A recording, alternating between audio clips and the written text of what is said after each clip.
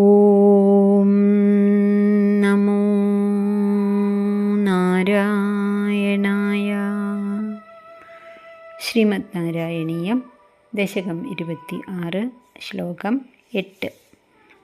ദേവന്മാരെ ആരെയും പേരെടുത്ത് പറയാതെയുള്ള ആനയുടെ സ്തുതി ഉച്ചത്തിലൊരു ചിഹ്നം വിളിച്ചതുപോലെ അവിടെ മുഴങ്ങാണ്.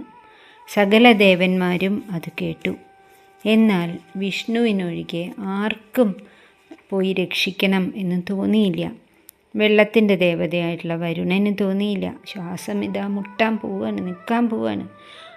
വായുദേവന് തോന്നിയില്ല. പരമപിതാവാണ്, എല്ലാവരെയും സൃഷ്ടിച്ച ആളായിട്ടും തൻ്റെ ഒരു സന്താനം തന്നെയല്ലേ, അതും ബ്രഹ്മദേവനും തോന്നിയില്ല. ശ്രീ മഹാദേവനും തോന്നിയില്ല. മറ്റ് ദേവന്മാർക്ക് ആർക്കും തോന്നിയില്ല. അവരാരും ഭഗവാനെ നിർഗുണബ്രഹ്മമായിട്ടുള്ള ഭഗവാനെ സ്തുതിക്കുന്ന ഈ സ്തുതി കേട്ട് ആരും തന്നെ എന്നെ അല്ലല്ലോ എന്ന് കരുതിയിട്ട് ആരും വരാതിരുന്ന സമയത്ത് ഭഗവാൻ വിഷ്ണു അവിടെ നിന്ന് പരബ്രഹ്മം തന്നെയാണ് ഓടി വരികയാണ്. നമുക്ക് ശ്ലോകം നോക്കാം.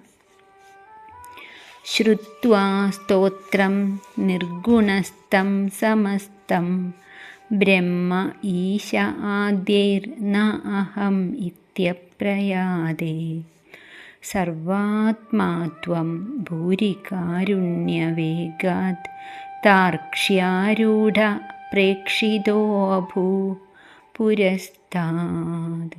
ഗജേന്ദ്രൻ ഭഗവാനെ തൻ്റെ മുന്നിലായിട്ട് കണ്ടു എന്നാണ്. നിർഗുണസ്തം, നിർഗുണത്തിനെ അടിസ്ഥാനമാക്കിയിട്ടുള്ള ആ സ്തോത്രം സമസ്തം ശ്രുത്വ, മുഴുവനും കേട്ടിട്ടും ബ്രഹ്മ ഈശ ആദി, ബ്രഹ്മാവ് മഹാദേവൻ തുടങ്ങി സകല ദേവന്മാരും അഹം ന ഇതി, എന്നെയല്ല ഞാനല്ല എന്ന വിചാരത്തോടുകൂടി അപ്രയാതെ, അവരൊന്നും പുറപ്പെട്ടില്ല.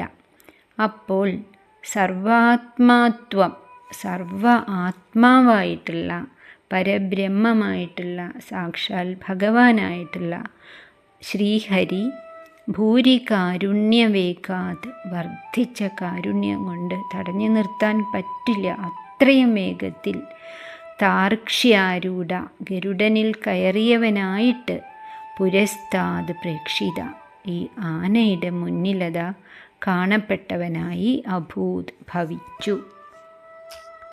ഗജേന്ദ്രൻ ചൊല്ലിയതായിട്ടുള്ള നിർഗുണസ്ഥം സ്തോത്രം സമസ്തം ശ്രുത്വ, നിർഗുണ ബ്രഹ്മത്തിനെ കുറിച്ചിട്ടുള്ള ആ സ്തുതി മുഴുവൻ കേട്ടിട്ടും ബ്രഹ്മേശ ആദ്യൈ അഹം ന ഇതി അപ്രയാതെ, ബ്രഹ്മാവ് ഈശൻ തുടങ്ങി ആരും തന്നെ ഞാനല്ല സ്തുതിക്കപ്പെടുന്നത്, എന്നെയല്ല വിളിക്കുന്നത് എന്ന് വിചാരിച്ച് അപ്രയാതരായി പോവാതിരുന്നു.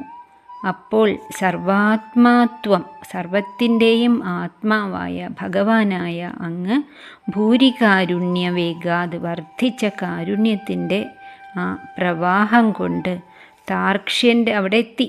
അപ്പോൾ ഗജേന്ദ്രൻ കണ്ണ് തുറക്കാൻ പറ്റി. അപ്പോൾ മുന്നിൽ ആകാശത്തിൽ നിറഞ്ഞു നിൽക്കുന്ന ആ ഭഗവത് സ്വരൂപത്തിനെ കണ്ടു. അതെങ്ങനെയായിരുന്നു? ഗരുഡൻ്റെ മുകളിലിരിക്കുന്ന ആളായിട്ടായിരുന്നു.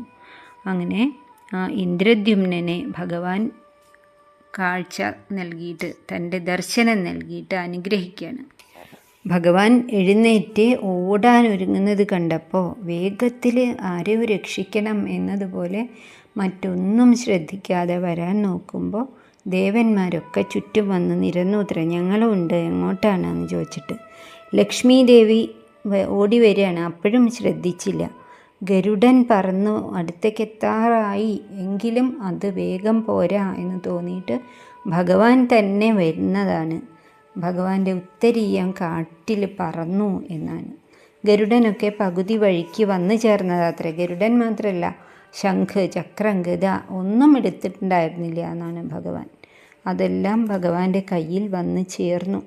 എവിടെയാണ് ഈ ഗജേന്ദ്രൻ നിന്ന് വിളിക്കുന്നത്? ത്രികൂട പർവ്വതത്തിൻ്റെ താഴ്വരയിലാണ്. അവിടേക്ക് അതിവേഗത്തിൽ ഭഗവാൻ അങ്ങനെ എത്തിച്ചേർന്നു. ആ നിമിഷം ആന വിചാരിച്ചു, എന്താ ഇവിടെ സംഭവിക്കുന്നത്? എന്തോ ഒരു അത്ഭുതമുണ്ട്. എൻ്റെ കാലിലെ ആ ഭാരം മുതല കടിച്ചു വലിക്കുന്നത് അതുപോലെ തന്നെയുണ്ട്.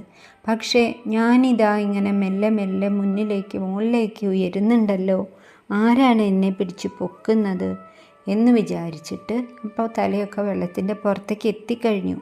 അത്ര വേഗത്തിൽ ഭഗവാൻ പിടിച്ചു പൊന്തിക്കുകയാണ്. അങ്ങനെ കണ്ണ് തുറന്ന് നോക്കിയപ്പോൾ ആകാശത്തിലതാ താൻ പൂർവജന്മത്തിൽ ആരാധിച്ചിരുന്ന ആ ഭഗവത് രൂപം അങ്ങനെ തെളിഞ്ഞു കണ്ടു. അത്യാനന്ദ പരവശനായി ഗജേന്ദ്രൻ. ബ്രഹ്മാവ് സൃഷ്ടിയുടെ കർത്താവാണ്. എല്ലാ സൃഷ്ടികളും ബ്രഹ്മാവിൽ നിന്നും വന്നിട്ടുള്ളതാണ്. ശിവനും അതുപോലെ മറ്റുള്ള ഒരു ദേവന്മാർക്കും അവതാരങ്ങളില്ല. ഭക്തന്മാർ ബുദ്ധിമുട്ടുമ്പോൾ, സജ്ജനങ്ങൾ വിഷമിക്കുമ്പോൾ, ധർമ്മത്തിൻ്റെ മേലെ അധർമ്മം വന്ന് വിളയാടുമ്പോൾ ആരാ വരുന്നത്? പരമാത്മാവും ഭഗവാനും ദൈവവുമായിട്ടുള്ള മഹാവിഷ്ണു തന്നെയാണ് വരുന്നത്. അതുകൊണ്ടാണ് പരബ്രഹ്മത്തിൻ്റെ പര്യായം തന്നെയാണ്, പരബ്രഹ്മം തന്നെയാണ് വിഷ്ണു എന്ന് പറയുന്നത്. ആ പേരിന് തന്നെ അതല്ലേ അർത്ഥം. വിഷ്ണു എന്ന് പറഞ്ഞാൽ എങ്ങും വ്യാപിച്ചവൻ എന്നാണ്. ഭാഗവതത്തിൽ ഈ സമയത്തുള്ള ആ പ്രസിദ്ധമായിട്ടുള്ള ശ്ലോകം പറയാതിരിക്കാൻ പറ്റില്ല. തടാകത്തിൻ്റെ മധ്യത്തിൽ മഹാബലവാനായിട്ടുള്ള മുതലയാൽ ഗ്രഹിക്കപ്പെട്ട, അതുകൊണ്ട് തന്നെ വല്ലാതെ തളർന്നു പോയ ആ ഗജേന്ദ്രൻ മേലോട്ട് നോക്കി ആകാശത്തിൽ ഗരുഡവാഹനത്തിന്മേൽ ചക്രായുധം ഒരു കയ്യിൽ ഉയർത്തിപ്പിടിച്ചുകൊണ്ട് നിൽക്കുന്ന ഭഗവാനെ, ശ്രീഹരിയെ കണ്ടു. ഉടനെ തന്നെ തടാകത്തു നിന്നും താമരപ്പൂക്കൾ കിട്ടാവുന്നത്ര ഒരുമിച്ചങ്ങോട്ട് വലിച്ചെടുത്തു. ആ തുമ്പിക്കൈ ഉയർത്തിയിട്ട് നാരായണ അഖില ഗുരോ ഭഗവൻ നമസ്തേ എന്ന വാക്ക് വളരെ കഷ്ടപ്പെട്ടിട്ടാണെങ്കിലും അതീവ ഭക്തിയോടുകൂടി ഉച്ചരിച്ചു എന്നാണ്. സോ അന്തസ്സരസ്യുരുബലേന ഗൃഹീത ആർത്തോ ദൃഷ്ട്വാ ഗരുന്മതിഹരിം ഘ ഉപാത്തചക്രം ഉത്ക്ഷിപ്യ സ അംബുജകരം ഗിരം ആഹ കൃച്ഛ്രാ നാരായണ അഖില ഗുരോ ഭഗവൻ നമസ്തേ.